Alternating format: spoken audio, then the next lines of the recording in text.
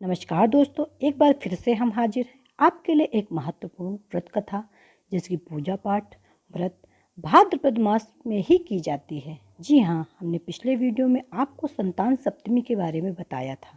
आज हम आपको भाद्रपद मास शुक्ल पक्ष की अष्टमी तिथि को की जाने वाली राधा अष्टमी के बारे में बताएंगे।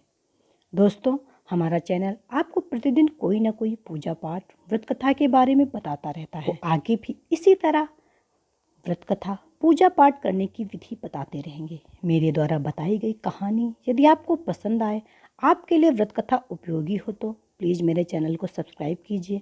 मेरे वीडियो को ज़्यादा से ज़्यादा अपने दोस्तों रिश्तेदारों के साथ शेयर कीजिए तथा मेरे वीडियो की जानकारी आपको प्रतिदिन मिलती रहे, इसके लिए नोटिफिकेशन के लिए बेल आइकॉन जरूर प्रेस कीजिए। तो दोस्तों आइए, सबसे पहले हम लोग जानेंगे कि राधाष्टमी की पूजा कैसे करें।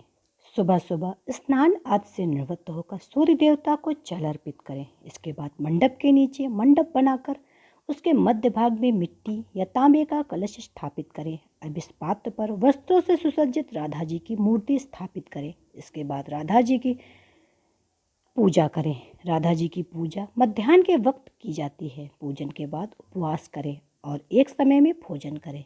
अगले दिन श्रद्धानुसार सुहागिन स्त्रियां और ब्राह्मणों को भोजन कराएं और दक्षिणा दें। उसके बाद स्वयं भी प्रसाद के रूप में भोजन करें। इस दिन सूर्योदय से पहले स्नान कर लें, फिर स्वच्छ वस्त्र कपड़े पहने, एक चौकी पर पीला कपड़ा बिछाएं, उस पर श्री राधा कृष्ण के युगल रूप की प्रतिमा या फोटो विराजित करें। प्रतिमा पर फूलों की माला चढ़ाएं, चंदन का तिलक लगाएं, साथ ही साथ तुलसी पत्र भी अर्पित करें। राधा रानी के मंत्रों का जप करें, राधा चालीसा और राधा स्तुति का पाठ करें। श्री राधा रानी और भगवान श्री कृष्ण की आरती करें। आरती के बाद मिठाई या फल चढ़ाएं। राधा अष्टमी का व्रत करने से सभी पापों का नाश हो जाता है। राधा अष्टमी का व्रत महिलाएं रखती हैं। राधा रानी उनको अखंड सौभाग्य का आशीर्वाद देती हैं। साथ ही साथ घर परिवार में सुख समृद्धि और शांति रहती है तथा निसंतानों को संतान का सुख प्राप्त होता है। इस दिन व्रत रहने से घर में लक्ष्मी का वास होता है, सभी मनोकामनाएं पूर्ण होती हैं, जीवन सुखमय हो जाता है। इसलिए राधा अष्टमी का व्रत प्रिया राधा रानी के प्राकट्य दिवस पर व्रत रखने से भगवान श्री कृष्ण भी प्रसन्न होते हैं और मनोवांछित फल प्रदान करते हैं। राधा नाम सागर के सभी दुखों को हरण करने वाला है। मान्यता के अनुसार इस व्रत को करने से धन की कमी नहीं होती और घर में बरकत बनी रहती है। आइए जानें राधा जी के जन्म की कथा। राधा श्री कृष्ण के साथ गोलोक में निवास करती थी। एक बार देवी राधा गोलोक में नहीं थी। उस समय श्री कृष्ण अपनी एक सखी विराजा के साथ गोलोक में विहार कर रहे थे। राधा जी यह सुनकर क्रोधित हो गई और तुरंत श्री कृष्ण के पास जा पहुंची और उन्हें भला बुरा कहने लगी।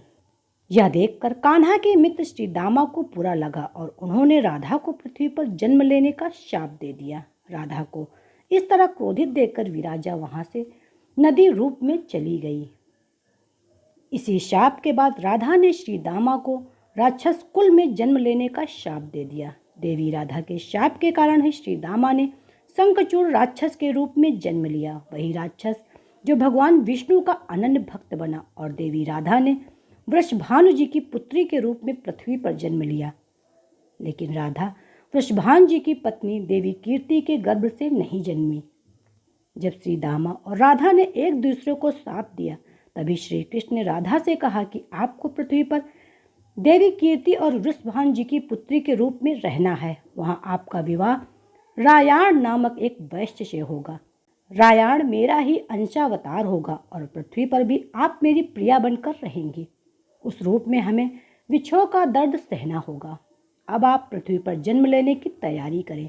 सांसारिक दृष्टि में देवी कीर्ति गर्भवती हुई और उन्हें प्रसव भी हुआ। लेकिन देवी कीर्ति के गर्भ में योग माया की प्रेरणा से वायु का प्रवेश हुआ और उन्होंने वायु को ही जन्म दिया। प्रसव पीड़ा से गुजर रही थी। उसी समय वहां देवी राधा कन्या के रूप में प्रकट हो गई। तो दोस्तों, आपको भाद्रपद मास शुक्ल पक्ष की राधाष्टमी की कथा, राधा जी के जन्म की कथा आपको जरूर पसंद आई होगी। पसंद आई हो तो प्लीज़ मेरे अन्नपूर्णा दिव्य चैनल को सब्सक्राइब कीजिए, मेरे वीडियो को ज़्यादा से ज़्यादा लाइक कीजिए, शेयर कीजिए तथा मेरे वीडियो की नोटिफिकेशन सबसे पहले आपके पास पहुंचे, इसके लिए बेल आइकॉन जरूर प्रेस कीजिए। तो मिलते हैं नेक्स्ट वीडियो में कुछ और लेके, तब तक के लिए बाय बाय।